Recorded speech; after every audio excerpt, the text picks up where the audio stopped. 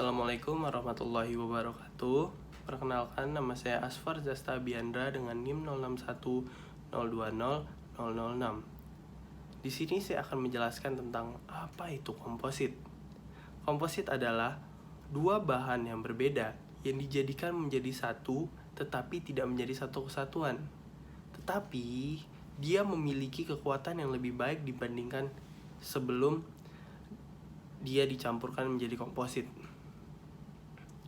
Komposit dibagi menjadi 3 klasifikasi. Ada komposit partikel, komposit fiber, dan komposit struktural.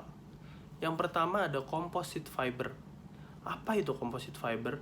Komposit fiber adalah komposit yang bahan penguatnya menggunakan serat untuk menopang suatu materialnya. Oleh karena itu, kekuatan dari suatu material komposit fiber tergantung dengan serat apa yang digunakan untuk membuatnya. Lalu yang kedua, ada komposit partikel.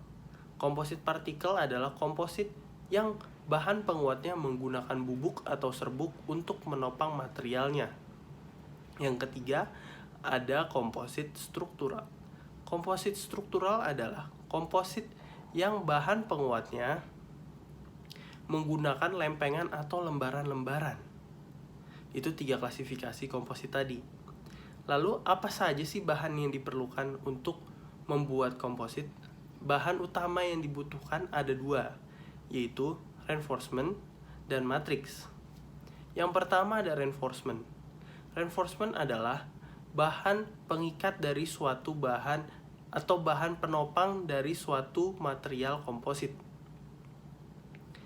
Untuk mendapatkan material komposit atau bahan komposit yang bagus membutuhkan mechanical properties yang lebih rendah dibandingkan dengan matriksnya. Reinforcement juga dibagi menjadi 2. Ada continuously reinforcement dan discontinuously reinforcement. Apa itu continuously reinforcement? Continuously reinforcement adalah bahan atau serat yang bisa memanjang atau biasa kita sebut dengan serat panjang yang biasanya diambil dari bahan alami.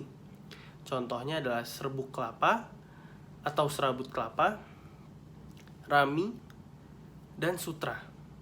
Tetapi bisa juga diambil dari bahan-bahan sintetik. Contohnya fiberglass, karbon, dan aluminium. Lalu discontinuously reinforcement itu apa? Discontinuous reinforcement itu adalah kebalikan dari continuously reinforcement. Bahan discontinuously reinforcement tidak bisa memanjang seperti continuously reinforcement yang biasa kita sebut sebagai serat pendek. Lalu yang kedua ada matriks. Apa itu matriks? Matriks adalah bahan yang memiliki sifat elastis, tahan lama, dan lunak. Biasanya bahan ini adalah bahan yang digunakan untuk mengikat bahan reinforcement tadi menjadi satu. Dan biasanya bahan matriks ini digunakan lebih banyak dibandingkan dengan bahan reinforcement itu pada saat pembuatan material komposit ini. Matriks juga dibagi menjadi 2, yaitu ada termoset dan termoplastik. Termoplastik adalah bahan yang bisa dipanaskan berulang-ulang kali atau dicetak berulang-ulang kali untuk mendapatkan bentuk yang diinginkan, berarti tidak memiliki sifat permanen dan memiliki keunggulan bisa tahan panas hingga 260 derajat Celcius. Dan keunggulan satu lagi adalah dia tahan karat. Contoh bendanya apa? Contoh bendanya adalah nilon dan PVC. Nah, untuk yang termoset itu adalah kebalikannya dari termoplastik. Termoset itu dia tidak tahan panas justru dan tidak bisa dipanaskan berulang-ulang kali. Makanya dia memiliki sifat permanen atau hanya sekali bentuk. Contohnya ada epoksi dan fenol. Nah, cukup sampai di sini penjelasan saya tentang komposit. Semoga membantu. Kurang lebihnya mohon maaf. Billahi taufik wal hidayah. Wassalamualaikum warahmatullahi wabarakatuh.